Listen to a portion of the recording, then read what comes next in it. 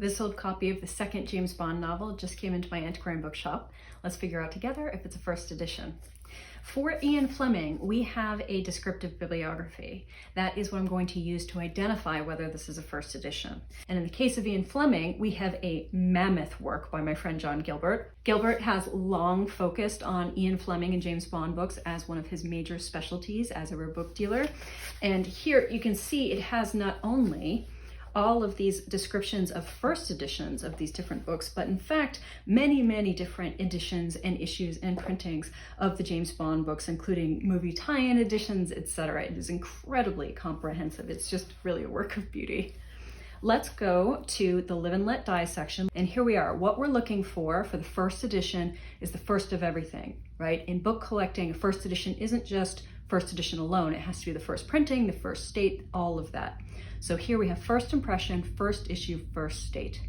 First impression means first printing. Impression tends to be the word more commonly used in UK book collecting circles, whereas in the United States we tend to say first printing. They mean the same thing. Essentially, it is a discrete batch of books printed in a single unit of time. So all the books printed in May of 1950, as opposed to the second printing that would be June of 1950, etc.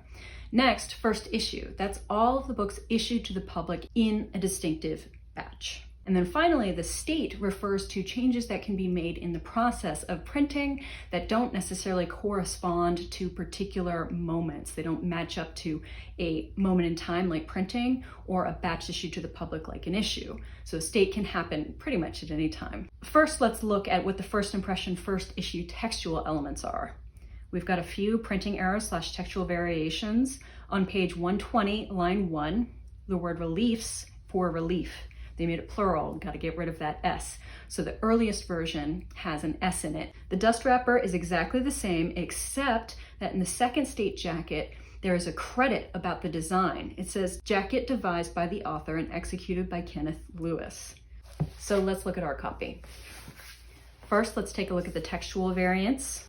Here we go, page 120, the first line, reliefs with an S. That error is what we're looking for in the first impression of the text.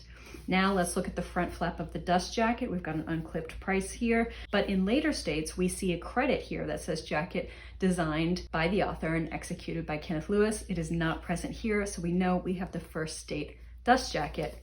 That means this is a first impression, first issue, first state, and therefore a first edition of Live and Let Die.